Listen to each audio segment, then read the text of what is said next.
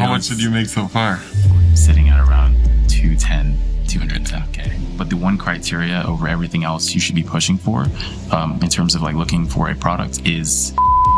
So since you quit the job after that right away 10K days? Yeah. But like I did like 30K in the past like 3 days. Bro, I'm sitting at like consistent like 4 to 5K days now. So yeah, you guys were able to get my account unbanned. You guys saved my life with that. Bro, you just quit your job? Yeah. It's crazy. Tell me about it. How is it? It feels kind of surreal. Like it's nerve-wracking at the same time, but like at the same time I know it's I'm gonna make it work. Yeah. So like and I like having more free time too. Like that's what I'm looking forward to the most. I think. Yeah. I've been telling you that for how long? Months, bro. Like every time I join the group call, it's like, oh, you quit your job yet? You quit your job yet? I'm like, Yes, because you already started doing good numbers. How long ago? A while back, right? Yeah, quite a while back. I think I made about 30K before I joined the program. Yeah. And at that point, honestly, I should have probably just quit my job. Right away. Yeah. How much did you make so far? So far, I think as of today, we're sitting at around 210K. Yeah. Is it like around 100 profit? A little bit less than that because the majority of it I've had creators and other things like payment processors, like holes and things like that. But yeah. Okay. So, I mean, walk me down the whole journey. Like, how did everything start? How did everything go? Like, what was your first winner? How did it, like, just walk me through? I think it all started when I joined Mikey's Discord. When I heard he was launching a Discord, I was like, oh, bro, no brainer. Like the value in there is insane. Like if you're not in Mikey's Discord, you should probably think about joining. But yeah, I joined Mikey's Discord and, every week I attended the group calls and I was just giving him my products and he was coming back with feedback. It got to the point where I was able to actually have a call with, Bon, in there, which is that in itself is crazy. But yeah, I had a call with Bon and that one call just changed the way I think about product selection completely. Right after that, I picked my first winner. And, what specifically did he tell you? The one criteria he's been pushing for advanced students. I mean, you can do it as a beginner, clearly, like I did it. But the one criteria over everything else you should be pushing for, in terms of like looking for a product is, does the product bring value to a passionate niche? Yeah. That is the thing, like over wow factor, over all the other ones. But like if you have the other ones as well, like it's a bonus. But that is like what's really gonna like make you a lot of money. So yeah. And by the way, for like value is not only value. Like there's a lot of different ways how you can provide value. One of them, for example, is if your niche thinks that your product costs $100 and you sell it for 50, that's massive value. Like they think like exactly.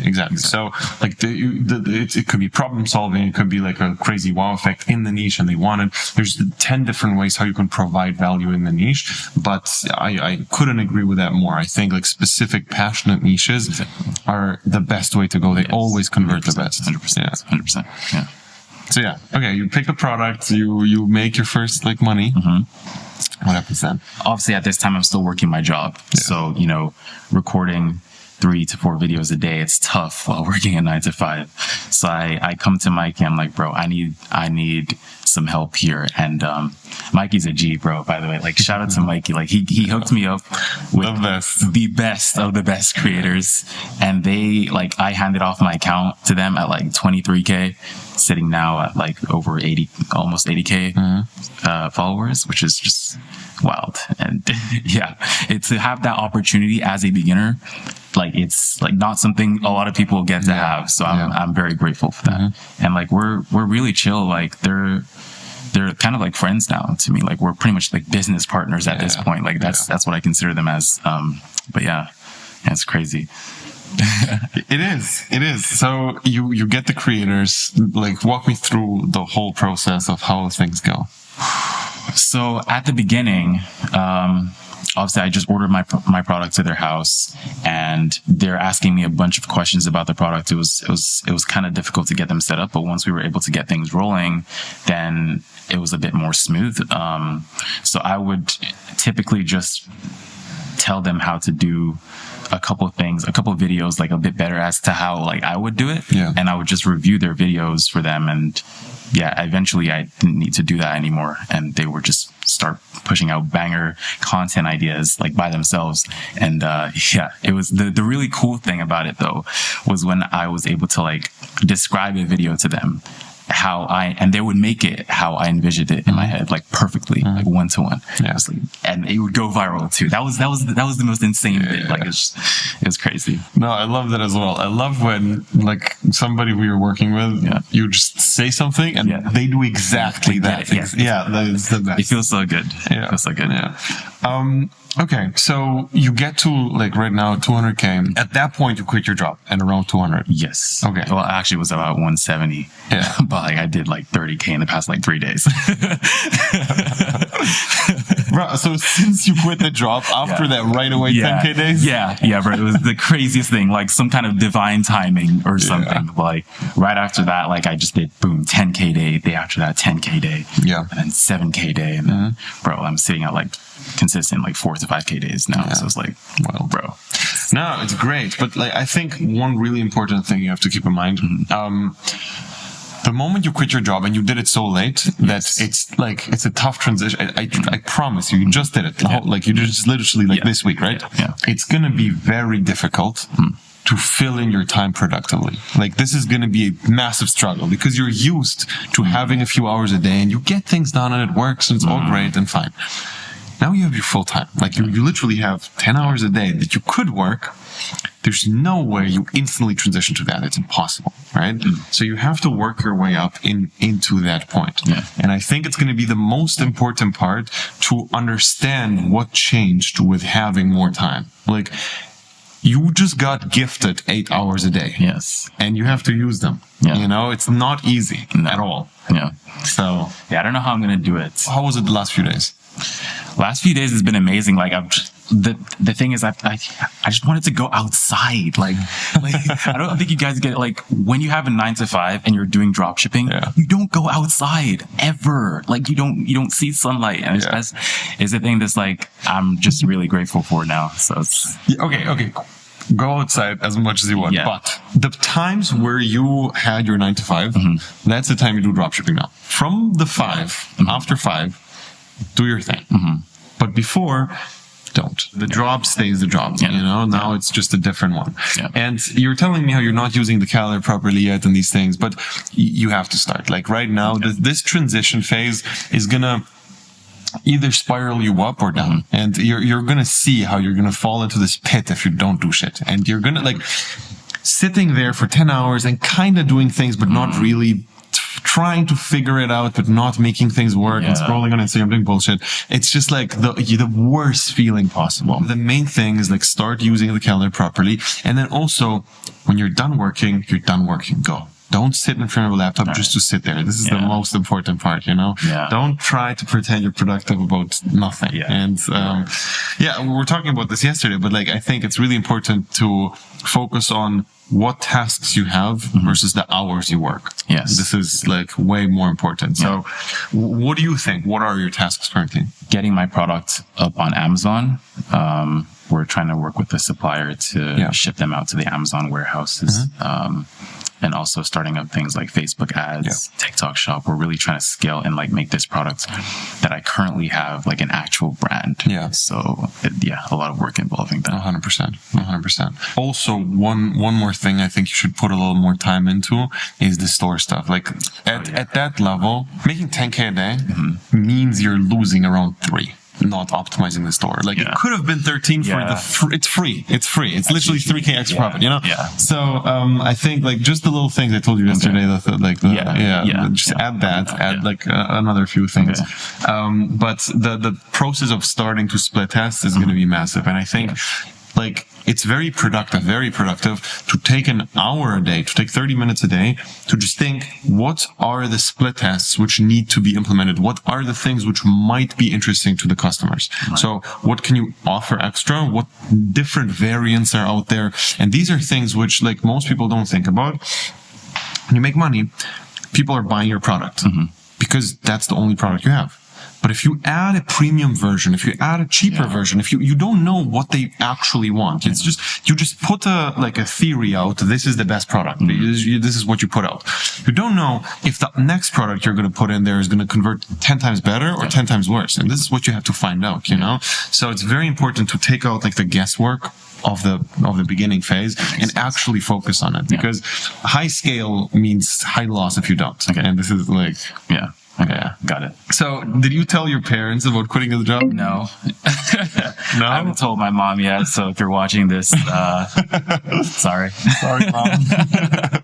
No, but I'm sure she'll get it. You know, once we start doing those 6-figure months consistently, she'll understand. Yes. Do you plan on telling her now or no? I'll tell her at some point. I just don't want her to worry. Like that's the main thing. But yeah, I know I got this. For sure. Was that the reason why you didn't quit in the first place? It was a large part of the reason. Yeah. I mean, for the first time, like since I've quit, it feels like I'm finally doing what I want to do and not, you know, what my parents wanted me to do or not what society as a whole wants you to do. And it just feels like fulfilling, you know? No, 100%. I think like, especially proving to yourself that it works. Yes, is the big thing. It's not only doing it, it's doing it and it works. Yes, like that's 100%. So yeah, obviously like it's very important that you keep having this trajectory. And I feel like it's a really good thing that you have multiple products. It's not your only winner. And this should give you a lot of confidence because like one winner could be luck, two is already like, could also be luck, but it's rare, you know? So I think, would you say that your strength is picking products? I think so, 100%. Yeah, I think so as well. My first winner being 100K products, and then other people taking my products who were more advanced than I was at the time and doing like multiple 6 figures a month. That was the real thing that like opened my eyes. No, for sure. In terms of the program itself, what was the main value you've gotten? The main value, there's a bunch of things. I think the calls, having the ability, I'm good at picking products, sure, but like I still need that conversation with someone to like understand like, okay, is this actually a good product to run? How exactly should I go about running this product? Should I run it as like a niche account and like have other products alongside it and like kind of do it that way? Or like, pretty much like the conversations with the mentors really helped. Yeah. I think you also had the whole thing of unbanning accounts. Yes, that honestly, like you guys saved my life with that because I don't know words. Like it's unreal. Like the power is just. Maybe explain what happens for people who. So essentially, my first product was pretty controversial. Ended up getting banned off of Instagram at about just under 80K followers, and that was it. The product just died because Instagram was the main winner for me. Still went viral on other platforms, but just the sales were not there. So you guys were able to get my account unbanned, and now I've got possibly a third product that I'm going to be running now again on that account. So it's the whole unbanning thing is crazy, and it's like we have these wild insiders on all these platforms who can get accounts unbanned, and it's like a very specific, very niche thing, which is like very difficult to find. But I'm glad it worked with you, and I think it's obviously gonna like just print money again. Yes, exactly. Do you spend money? Do you not spend money? What do you do with your money? You see, the thing is, I spend money, but I don't spend it on myself. That's the thing. I spend it on other people, and like I have to help my parents out, and but I'm. Do they know about the whole dropshipping thing? Yeah. Okay. Yeah. But I don't spend too much on myself. Like, like if anything, it's more like investing into things like that'll help the business grow. Just everything to do with that. What did you do to help like your family? I gave my mom like 10K or so, something like that, which just felt pretty awesome. That's amazing. Yeah. Well, how did she react? She was really grateful. She was really grateful for it. I think, one of my main goals is like to kind of like retire my mom. So it's like, No, it's the best. It's the best. Yeah. This is like, no, amazing. I'm happy to hear this. I think it's very important to do it like this way instead of spending it on bullshit. What you need, like roundabout, to retire your mom is like after tax, you need to have anywhere between 5 to 10K that you can spend on her per month to for sure set, like it's I think, like for my parents, the position you put them in is very interesting, because from your perspective, you know how to make money. You just make money. And you can spend it. From their position, they don't know how to make dropshipping money. If they stop working, it feels like a lottery you win. It doesn't feel, it feels weird. So from my experience, they're going to be very hesitant in spending it, because it's like, you're not used to that. It's just weird. It's just like weird money that came from nowhere. It's like, exactly.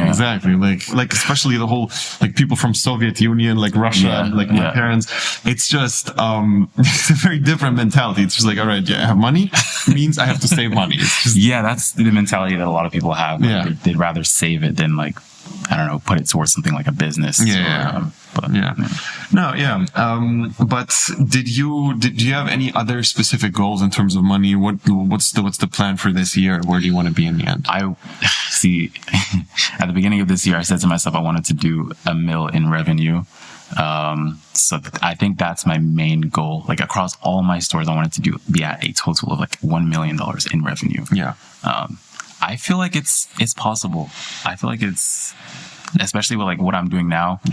I feel like it's like I could potentially be looking at that. I think so as well. In my opinion, you should have profit goals. Because like adding Amazon, adding Facebook, things like that, you're used to the whole organic world where everything is like sunshine and rainbows. The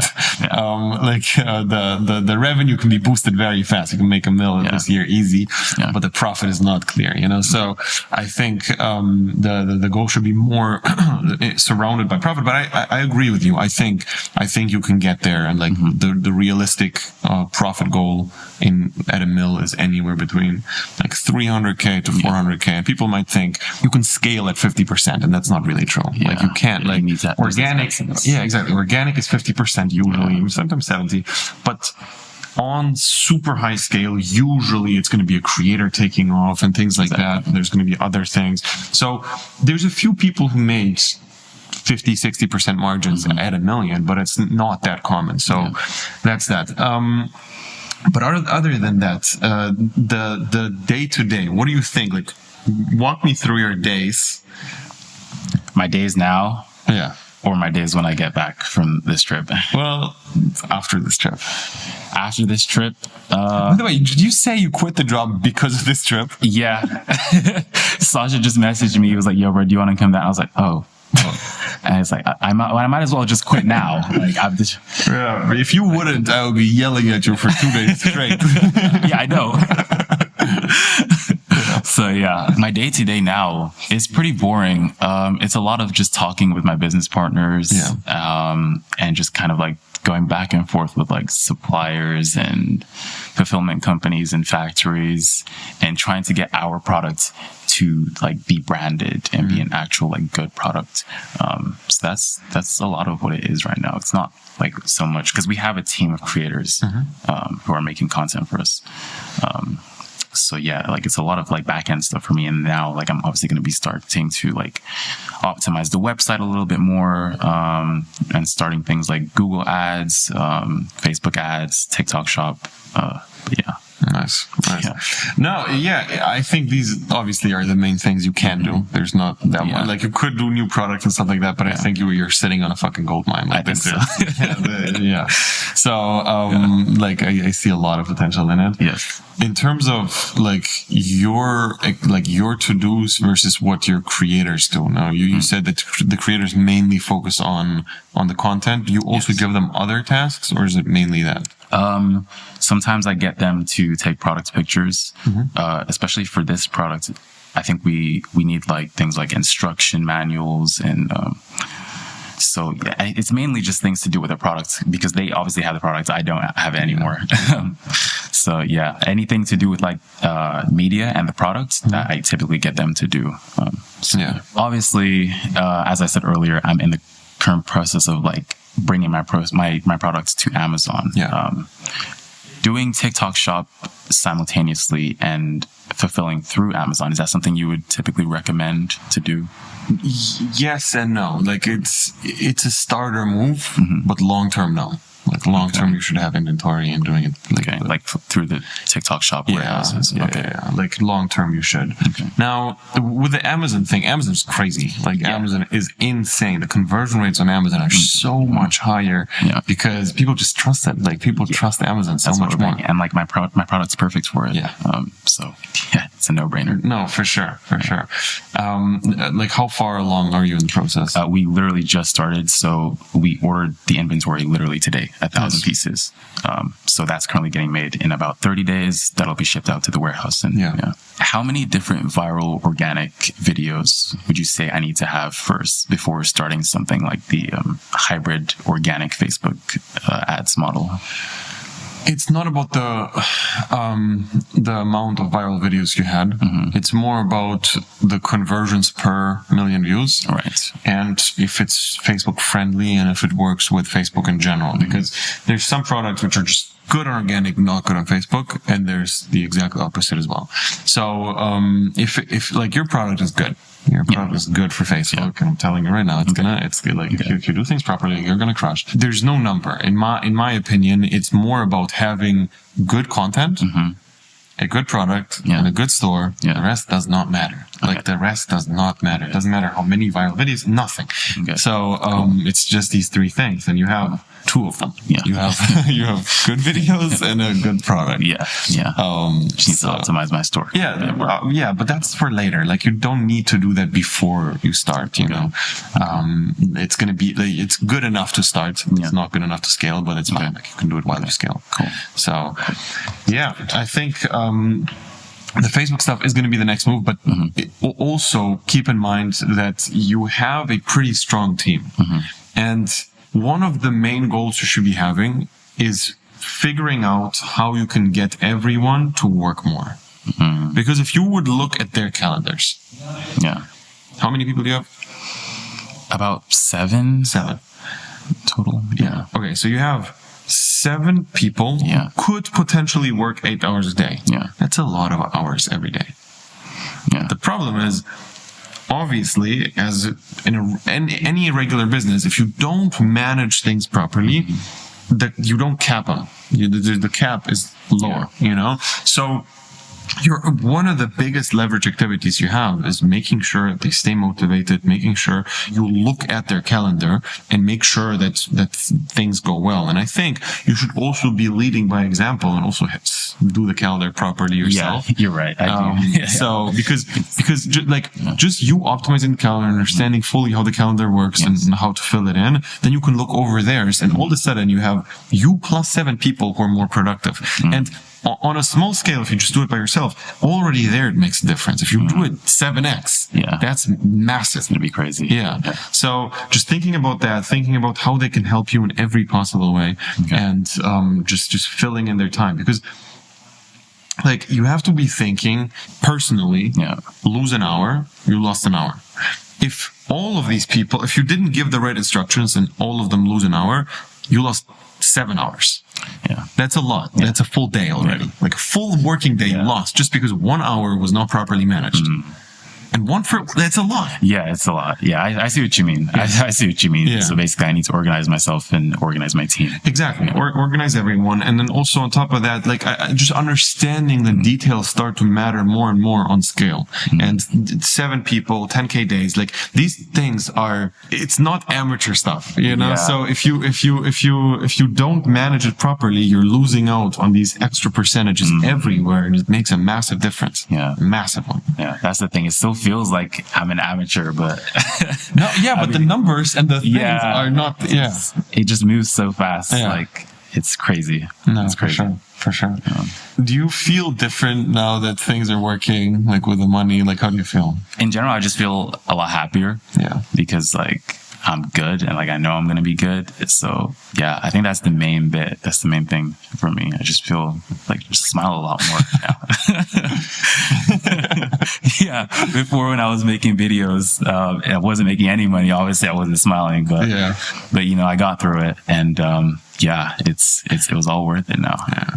No, I think like the stress levels just go down, but also it didn't matter back in the day. Like this is what I want you to understand. The stress levels in your position, I don't even know if it's good that you have less stress, because in my opinion you should have more. Because look, one mistake back in the day was nothing. That didn't matter. Nothing would happen. Now you fucking something up means a lot. Like 10K for one day lost is losing 10K. That's a lot right away. Yeah. So I think like the stress level for now should go up, and you should like every day you should wake up with the anxiety of, oh my God, I don't exactly know what 7 people on my team are doing. I'm losing hundreds of hours a week of work that could be done, which is not done. I'm losing thousands of dollars a day on not optimizing my store. I'm losing thousands of dollars a day by not making a perfect video or like coming up with the best idea, sending it to my team that goes even more viral. Thousands of dollars a day that Amazon is not launched yet, but it's going to be launched soon. Facebook, TikTok Shop, all these things. Like I'm stressed at slow things. I get so stressed when things are just not moving. And I know, like, as long as you know you're trying your best and you're actually giving it all to make it fast, fine. But one key question I ask myself every day is things which are done right now, how can we increase the speed there? How can we make things faster? Because speed is money. Like you would lose money every single day not having the thing there. Yes, 100%. No, I agree. I agree. And it was the same thing that I was thinking when I was just starting out my product, actually, because with this current supplier that we were using, it cost like $200 for a sample, and it would have taken like 30 days to get to us. So we actually ended up almost kind of like building the product ourselves and like just modding it to look like our product, and like we just were able to get the product so much faster than from the supplier. Obviously it looks just like our product, so it's fine. But no, exactly. These are things which are like super important, just like making things fast. Exactly. So it's a good job on that. So I can actually target a variety of niches with my product. Would you say it's better to have a specific target audience in mind before starting something like Facebook ads, or? Like in general, I would for sure. You can think of the top few niches and see like where it's going to do best. Like one example I have is one student, his name's Andreas. He made like I think $2 or $3 million with like, do you know the grip strengthener? Oh yeah. It was back in the day on Facebook, and he was switching in between niches for a while. Like what he did was grip strengthener. He was trying gym first, and then he was trying boxing, and then he was trying jujitsu, and then he was trying climbing, and then like at some point he figured out climbing, and for some reason judo are the best ones. And it's like weird. It doesn't make sense that judo. Like you don't need that. But that's what performed the best. So like you definitely have to cycle through it. Have a few in mind. Like you need to test the main ones, but then on the side you'd also make new tests which are sometimes unexpected. And you're gonna find out that logic sometimes doesn't work on Facebook. Like you test something which makes sense and it just doesn't work, and then you test something which doesn't make. We had the craziest one is this. We had a typing mistake, like a spelling error on the product page. And when we changed it, the conversion rate went down, like noticeably. For whatever reason, who the fuck knows? But it happened. So we changed it back and it went back up. And these weird little things, which you would never ever guess. It's really important to understand that, and it's really important to understand that testing goes over logic. And you're gonna see that once you test it a lot, you're gonna see like, oh, my logic does not work. So it's like, and obviously in the beginning you first use the logic to test things, and then but you go outside of your comfort zone, and you need to make sure that it's like separate things. Like you definitely have to make a new angle of ads per niche. So Yes. it's very, very important. Okay. I think in your case, it's very easy to do that because you have the creators, you have 7 people. Yes. You can get like different people to do different things. And to summarize things in general, what would you say was the most helpful parts about the program? How would you summarize your experience with us? Honestly, my experience has been absolutely insane. It's like, like what people always ask me, like, should I join the program? Is it worth joining the program? Okay, let's say you're a successful dropshipper, right? You're making 10, 15K profit a month, right? To get to that next level, which is, in my opinion, making 10, 15K profit a month, but you're not doing any of the work, you need to do different things to what you're doing right now. Instead of making videos, you need to start looking for creators who can make those videos at the same level that you're making them. So what gets you to point A is not going to get you to point B, and it's not going to get you to point C either. So another one of those things that you can start doing to get to the next level is joining a mentorship. And I knew that I was losing money every day not listening to professional advice.